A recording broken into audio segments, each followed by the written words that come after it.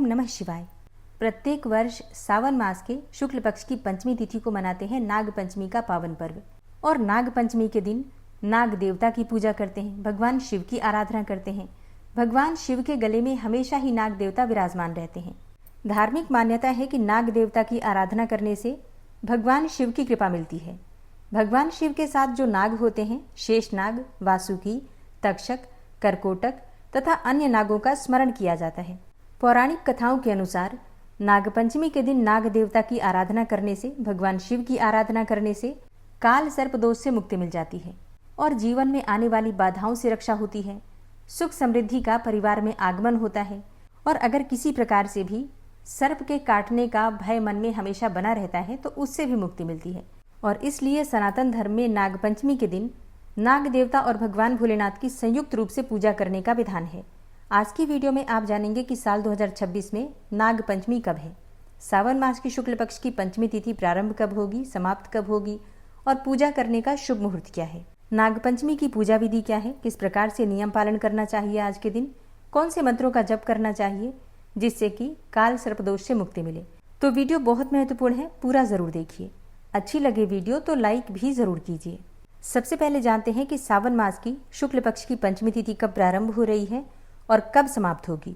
देखिए 16 अगस्त को पंचमी तिथि का प्रारंभ हो रहा है शाम को 4:52 पर और पंचमी तिथि का समापन होगा 17 अगस्त की शाम को 5 बजे।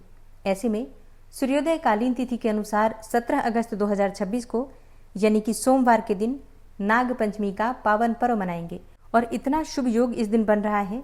सोमवार के दिन नाग पंचमी का पर्व जो कि अत्यंत श्रेष्ठ है और दुर्लभ संयोग है। और इस दिन सूर्योदय काल का समय है सुबह 5:51 पर और सूर्यास्त होगा शाम को 6:58 पर।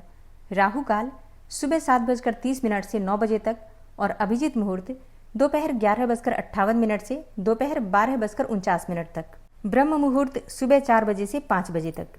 बात करें नागपंचमी की पूजा के शुभ मुहूर्त के विषय में तो देखिए नागपंचमी की पूजा की जाती है सुबह सूर्योदय के बाद, तो सुबह 5:51 से सुबह 8:29 तक।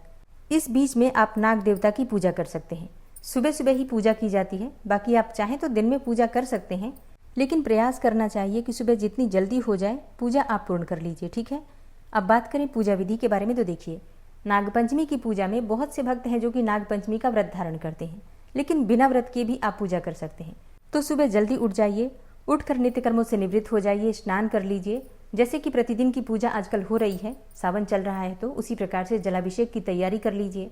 भगवान भोलेनाथ को प्रिय सभी वस्तुएं भांग, धतूरा, बिल्वपत्र, अक्षत पुष्प इत्यादि और पंचामृत, इन सभी चीजों की व्यवस्था कर लीजिए, ठीक है।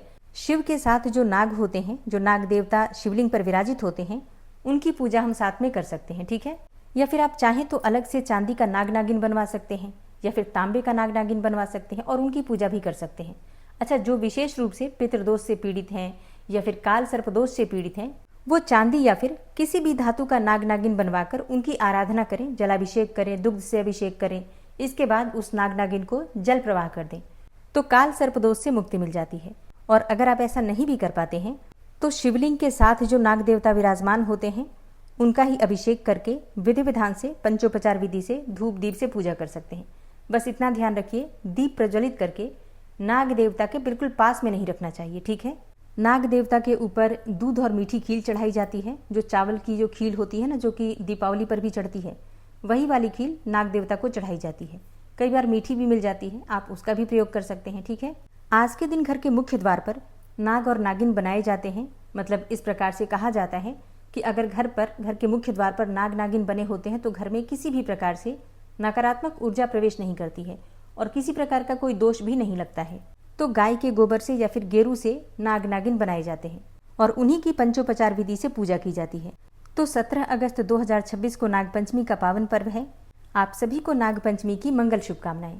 उम्मीद करती हूँ कि इस चैनल पर आने वाली शिव पुराण की कथा और सावन मास महात्म्य आप लोग जरूर सुनते होंगे। वीडियो अच्छी लगी हो तो लाइक कीजिए, शेयर कीजिए और अगर आप इस चैनल पर पहली बार आए हैं, अभी तक आपने चैनल को सब्सक्राइब नहीं किया है, तो आज की वीडियो अगर आपको अच्छी लगे तो चैनल को सब्सक्राइब करके बेल आइकन को जरूर प्रेस कर लीजिए। मिलती हूँ मैं आपसे अगली वीडियो में, तब तक के लिए जय श्री राधे।